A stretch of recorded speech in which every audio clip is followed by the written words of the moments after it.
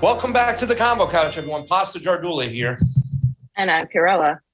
And Johnny Sue hanging out with Oz on those ones and twos. Thank you very much, everybody, for joining us. Are we on Rumble today or no?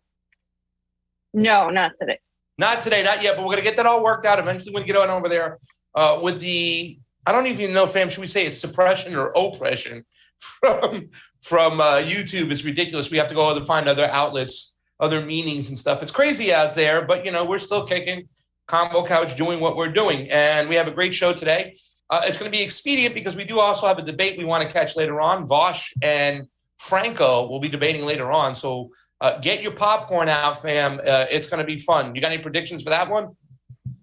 So I normally don't like these debates because it's normally just an ego battle of people just really trying to catch somebody in a gotcha moment. It's really not anything of substance, but I know Franco is really good at staying calm and presenting facts.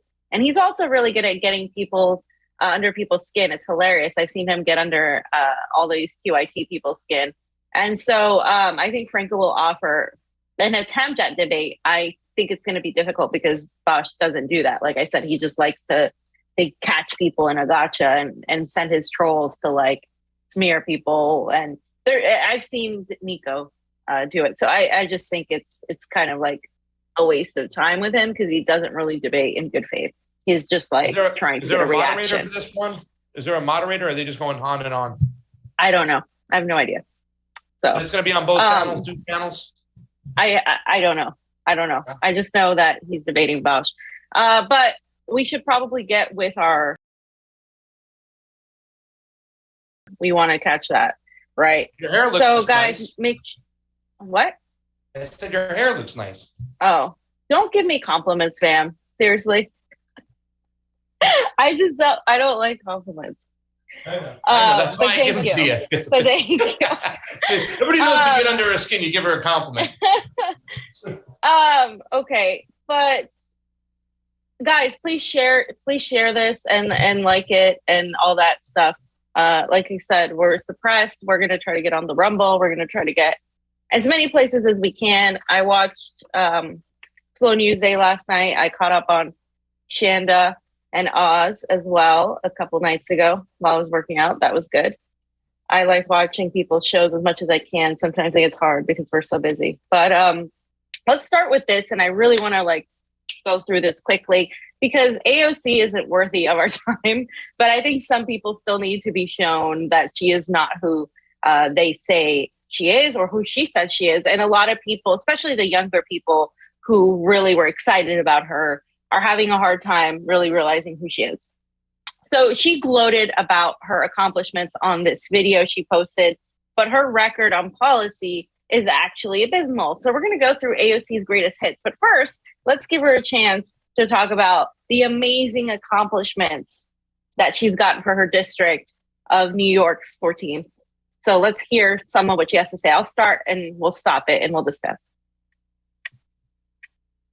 Hey everybody, unbelievably, we are coming to the end of 2021. So for the second year in a row, we wanted to take a moment to look back at some of our collective accomplishments over the year. We do things a little bit differently here with Team AOC. So no matter if there's an election year or not, we stay organizing all year round. So in addition to some of our exciting work in Congress, we also have a lot of powerful community building wins for us to share. So let's get to it. Here are 21 wins from 2021. Number one, our Homework Helpers program provided over 4,000 hours of free tutoring to the community with over 500 volunteer tutors. Two, we launched a deep Canvas program on the Green New Deal, knocking over 3,300 doors and trained over 200 organizers on how to organize around tenants' rights and mutual aid programs. Three, we joined our brothers and sisters at Teamsters Local 202 picket line to advocate for the Hunts Point Produce Market workers, helping win their largest pay raise in the Bronx in over 30 years. Four, after a historic winter freeze in Texas, we raised over $5 million for local charity and mutual aid and joined Reps Green, Jackson Lee, and Garcia in Houston to visit impacted communities.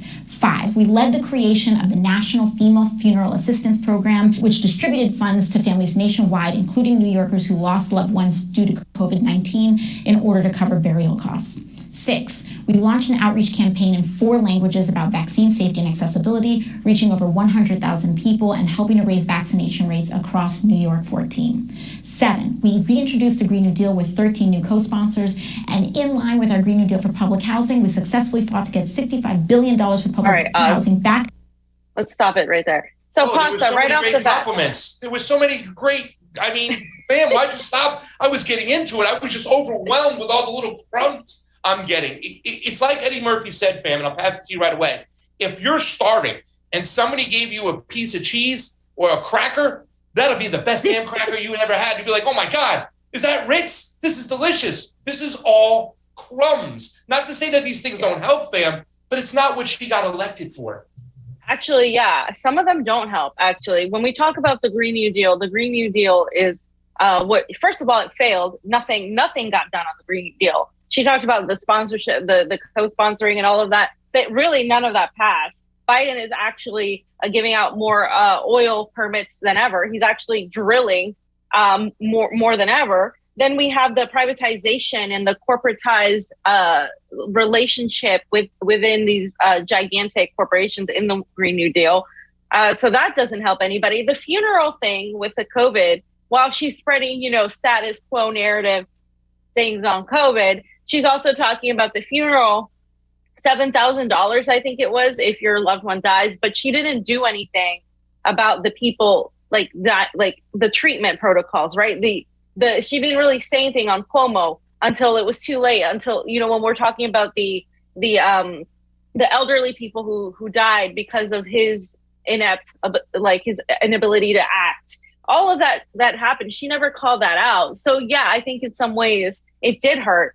And she's talking about, the little things she did, like raising money for Texas during that whole winter storm.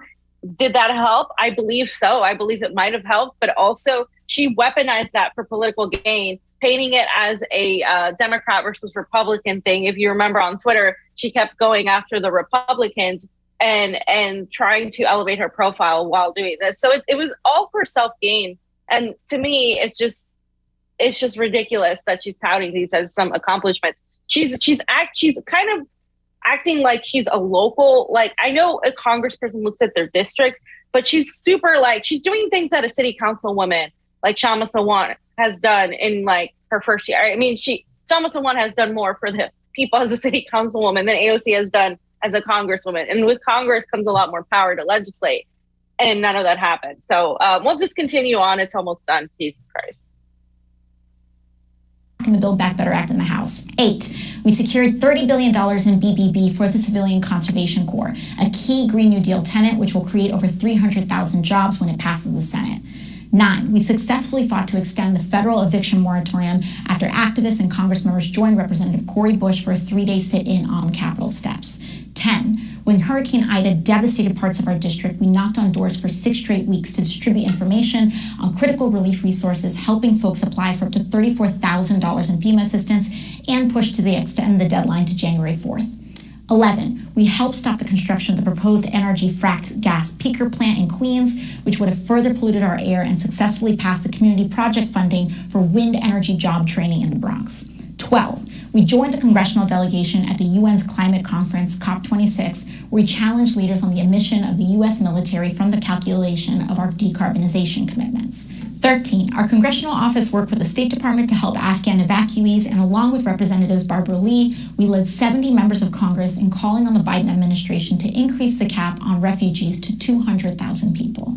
14, we continued our support of the New York Taxi Workers Alliance through their 2-year fight and won a federally backed guarantee for drivers who were victims of a predatory lending scheme around town.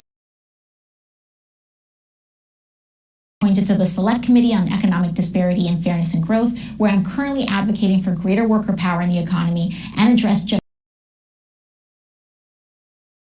In the House, we passed legislation to provide nearly $7 million in community project funding to the Bronx and Queens, from job training to multilingual housing support. 17, we fought for the expanded child tax credit, which helped lift 12,000 children in our community alone out of poverty. 18,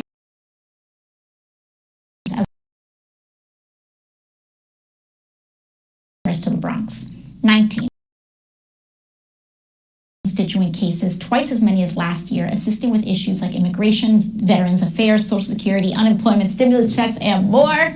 20, at the start of the school year, we provided 800 backpacks to students in need, and at Thanksgiving, we distributed over 170 turkeys to families in our district. We also raised over $34,000 for local organizations and food relief. And lastly, number 21, in our city council elections, we organized our first slate of Courage to Change candidates and 16 won seats on New York City Council. Whew, okay, that is enough. Okay. We have done You're right. an enormous amount this year. It is enough. Thank you. She took the words right out of my mouth. Pasta, do you want to say anything real quick? Why is the homeless number still growing then, AOC? Why are people's houses about to be foreclosed upon? I mean, the thing is, really, fam, that stinks out to me more than anything is that she's doing exactly what Trump is doing. And I used to say this all the time. I'm like, Mom, why doesn't your boy talk about what he can improve and what needs to be improved? He's always talking about the good things he's doing. So they're still doing it in their own sense right now, the left. And this seems like to be the plan now, fam. It's just talk about the good things on your side, your team. As I hear this stuff, it's still like, it still reminds me of the fact, you know, as we're waiting to see a debate today, and we're going to say like, you know, this debate might be just throwing mud back and forth. But sometimes when we have good, robust debate, like the one I had with Eagle Ed Martin, the conservative, you can learn some things. You can understand what the other side is thinking, or people who think differently than you. That's what we're still lacking in. And now we've just reached a time of uber tribalism. And at the helm, when it comes to the left, is AOC. Yeah, exactly. I mean, she mentioned the eviction moratorium bullshit. That was just a gigantic PR stunt where Cori Bush started playing music, where she wouldn't answer Franco's questions, where Max Blumenthal went to face them and they ran away. I mean, this whole thing, like, it was just a giant PR stunt. She's mentioning it as an accomplishment. When what did that do? People are still going to be evicted. And then she talks about, once again, Build Back Better as if it's some accomplishment. They didn't even do that. They didn't even give the people the crumbs of Build Back Better. It's not passing. So she's saying, oh, we introduced this. We did this. She also gloated about getting Kamala Harris and Joe Biden to come to the Bronx and Queens as if their presence is some sort of like, you know, a thing that helps people pay their rent, that helps people put food on the table. I mean, there's so many things that she talked about, but I'm just going to go over AOC's greatest hits real quick because it's a long list of blunders. And let's remind everybody, this is just this year because she's since she started. Remember, she delegated to the caucus leadership on Venezuela. Remember, she took pictures with the opposition of Bolivia, the fascist opposition, the actual fascist opposition. So here it is. I did these things. She failed to force a vote for Medicare for All, said criticism was violence, if you guys recall that interaction with Justin Jackson. She voted for Pelosi as speaker, which is completely ridiculous. If you're going to be there to bring the ruckus, you don't vote for a status quo Democrat as the speaker. She lied about the circumstances and her location on January 6th and said they almost had her killed. Remember, she accused Ted Cruz of almost having her killed.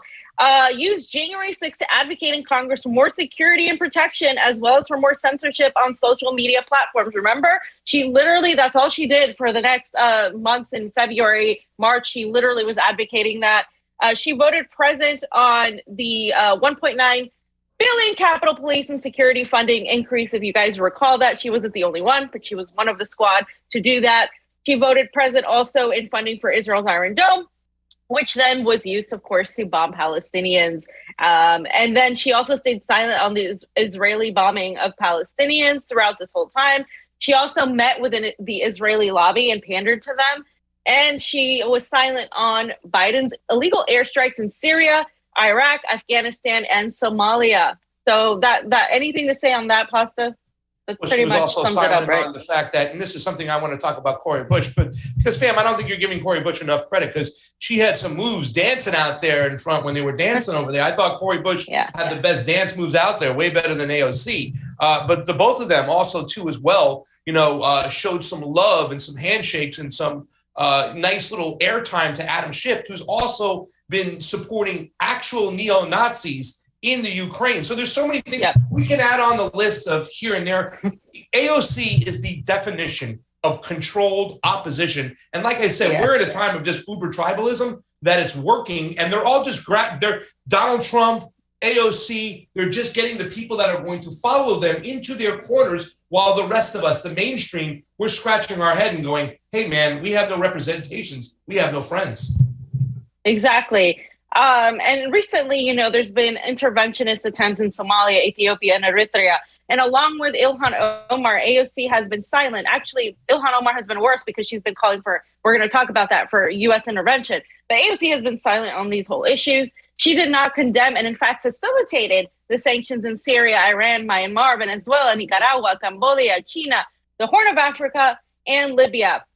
And so also she was silent on the sanctions in Yemen and Pakistan. She used imperialist language to manufacture consent of dictators when she spoke about Cuba, Venezuela, or Nicaragua. And she also went from kids in cages, if you guys recall, to influx facilities, kids in influx facilities. After she had that photo op outside the cages, she then, when Biden took over, started calling them influx facilities. Guess what? The kids are still in cages. Biden has deported so many people. The game goes on. And so she also told her followers that Biden was, if you guys recall, she went on mainstream media and told everybody that Biden was exceeding progressive expectations. Whenever progressives were all criticizing the Biden administration a few months ago, she literally shut it down and said he's exceeding expectations and that people needed to, be patient. I'm going to go into the next one. She removed Abolish ICE from her campaign section, from her website, the website that I guess she renewed, and they said they edited it. She funneled, remember, $160,000 to DCCC candidates who then didn't even want her money because they didn't want to be associated with her, which pretty much proves the point that even if you try to suck up to these people, they're still not going to value you, which proves the point as to why you shouldn't be in the Democratic Party. She demanded that her followers, and this was one that really got me, really got me pissed off, that her followers report people who criticized her via email, Facebook, and Twitter. She sent out an email telling her followers to report it as harassment. The next day we got suspended, by the way. Yeah, and also, the very next day. That's what these shit libs do. That's exactly what they do now, especially with the election stuff, with the COVID stuff. They literally seek to take accounts down on purpose. That is the behavior she is espousing, and that is why that pissed me off. That is very authoritarian. It's also very childish, like having a temper tantrum. She also pushed for censorship of disinformation on social media multiple times throughout the campaign. She also praised John McCain, if you guys recall that, but was completely silent when Mike Gravel passed away, and she didn't say anything on that. She hardly spoke or tweeted about Medicare for All, and then started tweeting about access to healthcare. This is a turn we know to look to when we know that people are playing ball. While Biden was holding the largest offshore drilling auction in U.S. history and approving, like I said, he's approved more oil and gas since George W. Bush, she was actually talking about the climate summit and saying that the Green New Deal was awesome, and talking about leading the United States being a leader in climate action when no such thing has happened at all whatsoever.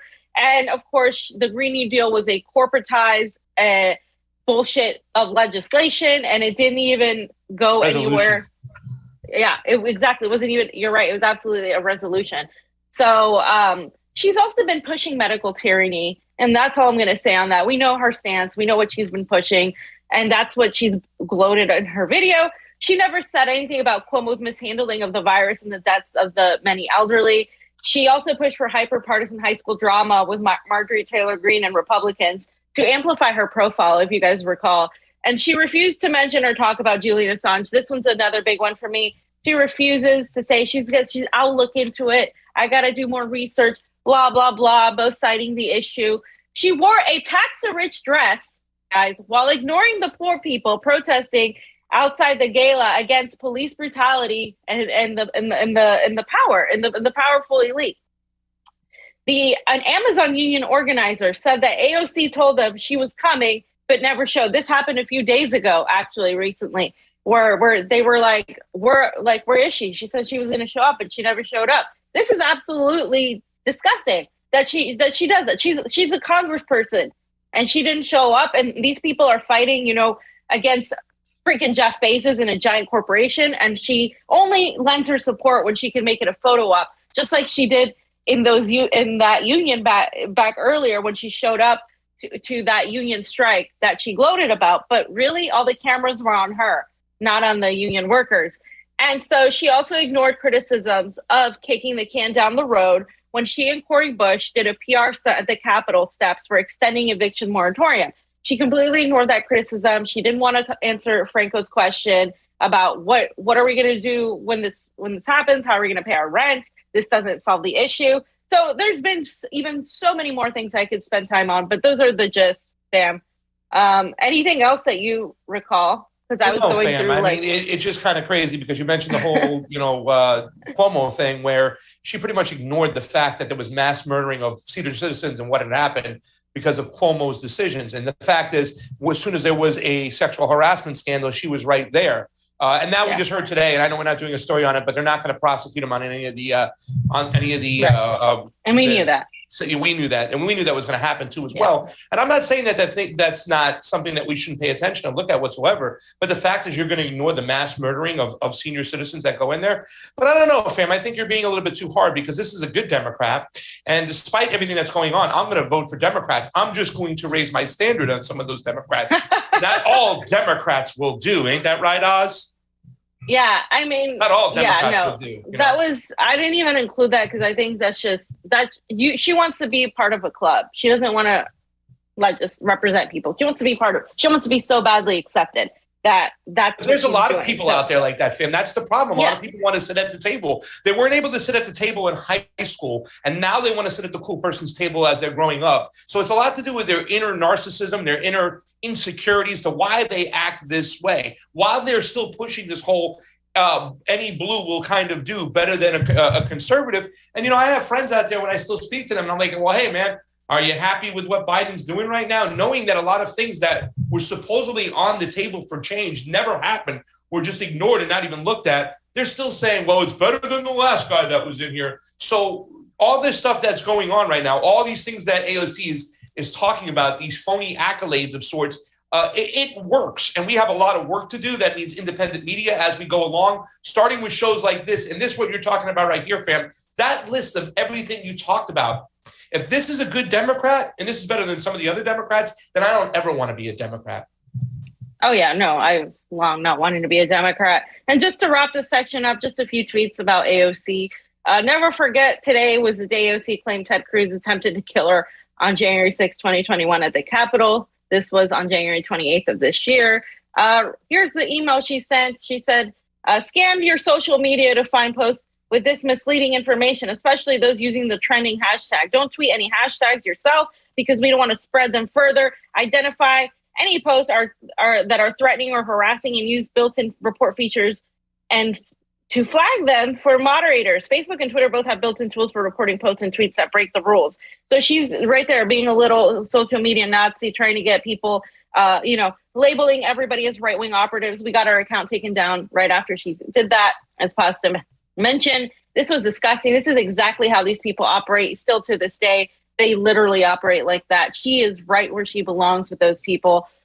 She also said that the U.S. is running concentration camps on our southern border before when Donald Trump was president. But the moment Biden became president, she said short-term shift is requiring influx facilities with children to be licensed. So there you go. You guys can see her shift. And then this is from No More Donations. Hey, AOC, why are you silent on Joe Biden's bombing the shit out of Syria? Do civilian men, women, children, and babies not matter in Syria when bombed by the DNC bombs? Your silence is deafening. Your silence is tacit support of murdering civilians there. Okay, and so that's what it is right there. And then the last one, text. On April 1st, Ocasio-Cortez did an online event with the Jewish Community Relations Council of New York, her first meeting with the Israel Lobby Group. And this is from Electronic Intifada. And then the last one is her tax the rich, completely tone deaf, completely not being aware that attending a gala of the richest billionaires and the richest people that costs $30,000 a table, and then bringing in your designer that is dating one of the richest men in the world and trying to say that she's some poor immigrant really doesn't sit well with people during a fucking pandemic. Okay. So there you go. That's it. We're done with her. She inspired some people from the California Democratic Party to go on top of a battleship for their party and say, we need to pass this bill. And people actually cheered them on. You know what I'm saying? The events that happened in the last 2 years have broke people's brains. It was already broke it, but it broke it more. So, that's all I got to say on that section, fam. That's great. And also, I just want to give a beautiful shout out to Oz and Jonny for making us look so pretty over here. A lot of that stuff was laid out, the tweets and everything. And I just think it's a great section, and people should share this. and get this out there, because if you want to go apples to apples, you know what I'm saying? I would just like to see somebody who stands up for AOC really debate you on this, fam, and just to see their reaction as you're going back and forth with them. You know what I'm saying? I mean, because we really didn't get anything. I mean, I'm trying to think from a positive standpoint of view, what did we get with the squad or any of these new members, these progressive members of Congress? We didn't get much at all, if not anything. You know what I'm saying? I can't think of one solid thing we've got from this whole situation at all. You know? Yeah. All right, so we got some Super Rays and then on to the next section. Yes, we do. Trey Wright says, I love you all. Love you too, Trey. I love your haircut too. You look beautiful. I think I'm going to get the Trey Wright haircut, fam. What do you think? It look good on me? No, that's unique to Trey, fam. I'm sorry. All right, sorry, Trey. Only you can pimp that haircut. Tim L says, dissatisfaction is at an all-time high, yet opposition politicians won't criticize the establishment. They won't. What's wrong with this picture? Love your work, fam. And that is from Tim L. Fam, what is wrong with this picture? And you know why the opposition politicians won't criticize the establishment? Because they're not the opposition. They're what's called controlled opposition, no? Mm-hmm. AOCIA, OG, North American Ape. What up, big dog? Love you, brother. Hope everything's going well in New York. I don't know if he's New York or DC, but I know he's East Coast. Hope you're doing well. The jokes honestly write themselves, fam. I'm a House rep, and outside of gaslighting on you on shit. Sorry. Half my accomplishments were things that local activists and local politicians could do. This he's talking like AOC. Yeah. It's like Trump going down to disaster areas and handing out supplies. Remember he was throwing the toilet paper and the paper towels? They always want to pass the buck on legislating when that's literally the only thing they get paid to do. That is literally the only thing they get paid to do, and they don't do it. It's all accolades, but you know, fam, they do it, and they do that because it works. Because people, you'll see the tweets after they say stuff or do stuff, or OMG, fam, did you just see what AOC just said? She's really fighting for us. Oh my God, Bernie was on the House floor during the CARES Act asking to get more money. I'm literally crying right now. You know what I'm saying? This is what you'll see in the tweets. The reason why they do this, OG, is because it works. But we have to look past that. And that's something that Matt Stoller talked about when the CARES Act was on the floor. A lot of people they just need to wake up, open their eyes, and look at the policy for what it is. Because you said this before, fam, and I think you should reiterate this. And I'm going to ask the question to you. Isn't policy the most important thing for our representatives to do? Yes or no? Yeah, absolutely. Absolutely is. All right, fam, let's get to the second section because it's 3:42. And we got like 3 more sections. So Ilhan Omar pushes regime change in Somalia, guys. This is really important. A lot of people, nobody's talking about this. So just to give you guys some background on from Ethiopia to Somalia, we know that the Washington State Department has attempted to and failed to push interventionist foreign policies, right? And they're now shifting to interference to Mogadishu. And this isn't the first time, according to Plush News, they say this isn't the first time that the conduct of the U.S. is questioned in the Horn of Africa. Some analysts have accused it of supporting the Tigray fighters who have killed and caused misery to thousands in the north of the country with a selfish motive of removing the legitimate government. And so then they talked about how this happened. So basically, the United States condemned the suspension of Somalia's Prime Minister, Mohammed Hussein Roble, by the country's president, Mohammed Abdullahi Mohammed, a move that's been widely interpreted as meddling in Somalia's internal affairs, because that's exactly what it is. They normally call this guy, this is what he's known as Farmajo, and in a statement Sunday, he accused Roble, the prime minister, of stealing land owned by the country's army and interfering with defense ministry investigation. So essentially, this guy wanted to pretty much name himself the president of Somalia, in lesser words. And so the prime minister retorted saying, this is illegal, you can't do that. And this is only to derail our elections in the country. So trying to paint the president as a dictator. And he also said that he ordered security forces to stop taking orders from the president. And instead of the president wrote on Twitter that the outrageous statement from immediate former president Mohammed Abdullahi Farmajo regarding the work of the prime minister and his failed attempt to militarily take over the OPM, is a violation of the Constitution and other laws, the consequences of which will be solely shouldered by Farmajo.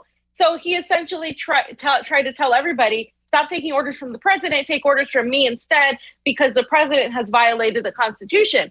Well, so the U.S. then took a side and condemned that the president's decision to get rid of the prime minister. And then the U.S. State Department African Affairs Bureau called the attempted suspension of the prime minister, Robo, alarming, and said that it supported his efforts for rapid and credible elections. Guys, how many times have we heard this before? They're interfering, they're intervening. They're saying, oh, this guy, let's say he's like a Juan Guaido. He's like, no, I'm going to start dictating orders. And so then the president's like, no, you can't do that. And so then the United States like, yes, let's side with the Juan Guaido guy and say that the elections are, that we need legitimate elections in Somalia. This is the playbook over and over again. And of course, the U.S. added that they're prepared to act against those obstructing Somalia's path to peace. Can you believe that? And they said, we strongly urge Somalia's leaders to take immediate steps to de-escalate tensions in Mogadishu, refrain from provocative actions and avoid violence. And so, these other commentators from Africa basically say that has always been the U.S. culture. There's this to interfere in management of weak African countries, take sides, support and have them as their allies in plundering the country's resources. And of course, Somalia has been in a political crisis since the start of this year when Farmajo's term ended. And so the country needs to be given a chance to get back on track as opposed to direct interference of siding with a group by those who consider themselves powerful. And this person said Somalia is a sovereign state. There's no way a prime minister declares himself president, commands armed forces to reject orders from the president, and you, the outsiders, find not shame in publicly declaring their support for him. If that is not meddling, then what do you call it? So, Pasta, anything to say on that? Well, yeah, I just want to remind people that Obama bombed Somalia before he left office, too, as well. We've been meddling in affairs for a long time. And I think it was our second or third show, fam. I can't remember which one it was. But we alerted people to AFRICOM, what was going on over there, that we were getting ready to meddle there. I don't think we put the pieces together that it was the fourth industrial revolution. But that's what this is about, right? This is about resources, really. This isn't about, and I'm glad they said this is the path to, what they say, path to freedom. They usually should say the path to democracy. And yes, you say, you can see the playbook. It comes out every single time they have a chance. Oh, their elections are no good. Once again, it's their elections. That's why the Convo Couch does what we do. That's why we went down to Nicaragua and Honduras. And we'll continue to go to these places that we can do to show how much better their election system is than ours. But I think people need to wake up, and especially the progressives. I mean, if this is not meddling in a country where people of color are going to die, are going to get bombed, and if you can't see that writing on the wall, that this is what this is all about. This is about corporations going in there. This is about resources that we want, the elites here, they want. I shouldn't say we because we're not part of their decision making. And people have to recognize this for what it is. This is something that's been on the wall for a long, long time. When it comes to Somalia, when it comes down to Ethiopia, why are we even interfering? And when you see these Zoom calls that are getting leaked out there, and they're telling you plain and simple that they're trying to overthrow their government and make regime change, why isn't there an outcry out there? Why aren't people picking up the phone and calling their senator, their congressman, and whatnot? This is something people on both sides of the aisle, fam.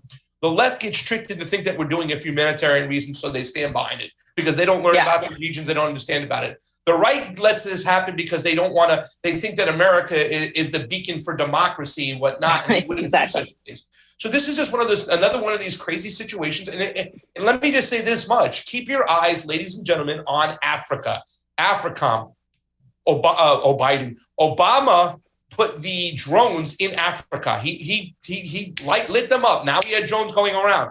Trump armed them. So now we had step one, step two. Now here comes Biden, step three. So things are going to get hairy over here. It's going to cost us money. And the libertarians, I know, are screaming about that. The left needs to open up their mouth on this. We need to stay out. We need to get out of these regions. We never seem to do. And no matter what, it's either buried on the last page of the newspaper or people just don't pay attention to it. They're still so distracted from what AOC is talking about rather than putting their foot down and saying, enough is enough. We need to stop intervening in these countries and let them determine their own path forward. Exactly. This is why I'm so anti-squad, because they're imperialists who just tweet about healthcare for all. And they don't even actually fight for healthcare for all. So the U.S. They're not even getting us healthcare for all now. It's like you used to say they're imperialists that want healthcare. They don't even want healthcare anymore, fam. No, not at all. So the UN, issued a statement saying that they're calling for restraint and dialogue. Why does the UN have to meddle again? And so then the U.S. Embassy went and said, yes, we call on Somalia's leaders to de-escalate tensions. And NCC meeting is urgently needed to accelerate and improve the electoral process and bring the elections to a rapid, credible conclusion. Why does the U.S. get to say that? It's not your place. Get the hell out. This isn't your country. Why do you feel like you have the ability to interfere or say anything? Nobody gives a shit what you have to say when you're overthrowing democracies all over the world. The Bureau of African Affairs, of course, which is the U.S. Organization, from the Assistant Secretary of State of African Affairs, said the U.S. is prepared to act against those who obstruct Somalia's path to peace. The attempted suspension of Mohammed H. Roble is alarming, and we support his efforts for rapid and credible elections. All parties must desist from escalatory actions and statements. So again, they're taking a side. They're saying we support this guy who just declared himself president, and yeah, we need new elections. And here comes Ilhan Omar. Okay, the squad member, the progressive, the supposed anti-imperialist. Here, a person who's Somalian herself. Farmajo is a year past his mandate. It's time for him to step aside and for long overdue elections to proceed as soon as possible. She's obviously taking the State Department side. She's a State Department talking head, a narrative manager. There she is. I mean, in all her glory. And the best part of all of this, Pasta, is that I'm getting Somalians in Minnesota telling me I need to go to Minnesota to talk to them because they're pissed and they're gonna try to get her out. So Ilhan right now is hated by the left. She's hated by the right. She's hated by a lot of us, who are like progressives, or, well, I'm not even a progressive anymore. I don't even know. But she's disliked by progressives for this. She's disliked by the left. She's disliked by the right. Nobody's really liking her. So she's actually in danger of losing her seat because her district has a heavily Somalian population. That's how she got elected. And they're really pissed at her. And they're really being vocal after what happened in Ethiopia. They're extremely vocal, and they're aligning themselves with these minorities and populations that are fighting against the Western Empire and the Western interventionists, Palestine, Syria, Ethiopia. So there's this whole alliance happening, especially in the Horn of Africa when we're talking about, the Fourth Industrial Revolution. And so I said Ilhan Omar is spreading regime change propaganda efforts to remove the legitimate leader of Somalia. The squad are imperialists who tweet about healthcare for all. Hands off Somalia. And then solidarity with Ayiti Kim Kami said, watching Somali Twitter eat up Ilhan Omar has been quite satisfying. She really does give cover to U.S. imperialism. IDK, why I ever assumed she was different. And a lot of us assumed she was different. A lot of us were like, look, she's Somalian, she's an immigrant, she's saying these things. But what you have to look at is their policy. You have to look at what they're actually pushing. And the squad takes turns on voting for imperialist agendas. We've seen that time and time again. We've talked about Cambodia. We've talked about what they've done, not just in East Asia, but also in West Asia, and the sanctions, of course, in the global South. So again, anything to wrap up, Pasta? I mean, this is just... Well, you've got to be careful, fam, because the tactic that's going to be used against you. It's always used. Anytime you have any criticism for people like Ilhan Omar, you're a racist. And that's what they're going to say, fam. Fam is just a white passing woman that is now being a racist against a woman of color and Ilhan Omar. How dare her? They never look at the substance of what's going on. And that is the playbook that's used over and over and over again.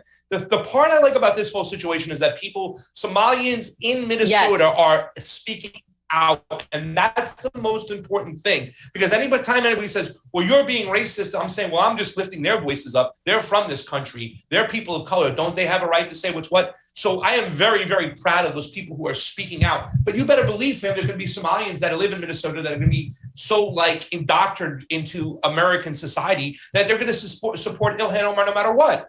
But the fact is that we have a lot of voices from that community. That is what's really important. But you better believe it. They're going to come after you in that way, using the identity politics. And let me just say this much, fam, because like you had also mentioned the fact that they take turns with their votes. This one will vote yay, this one will vote nay. A lot of them will vote nay so they can come back and say, I voted against that.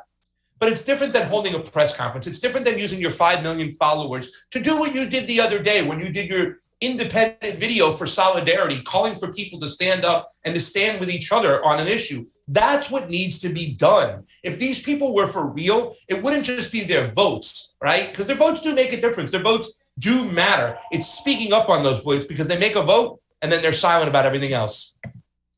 Exactly. And just if you guys go to hashtag Hands Off Somalia, you will find a lot of Somalians and a lot of people from the Horn of Africa really standing in solidarity with Somalians. Again, the U.S. has failed in their attempts to have to overthrow basically these democratically elected leaders. They have tried in Ethiopia, and also, they don't mention how the U.S.-backed governments have committed so many crimes and have, largely pretty much destroyed a lot of the economies.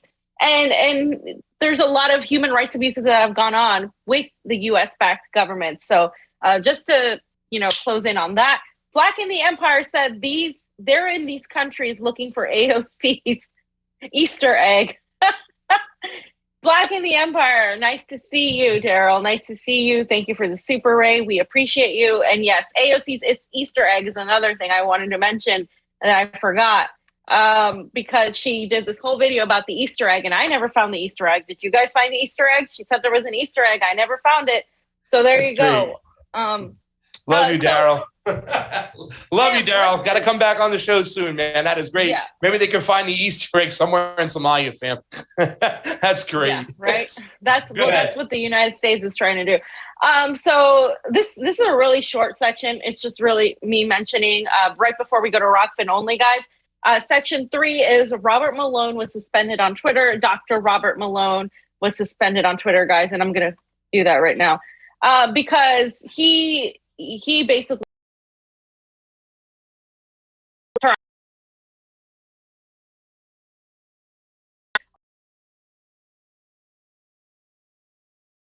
and all of that, and he's a doctor and he's a scientist and he is one of the most qualified people to speak on this, but he's been suspended permanently and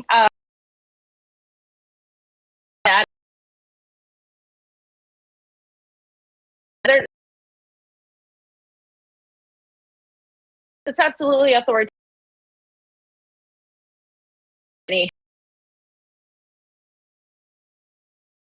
From those who think they're righteous but won't allow dissent. If you think you're why you debate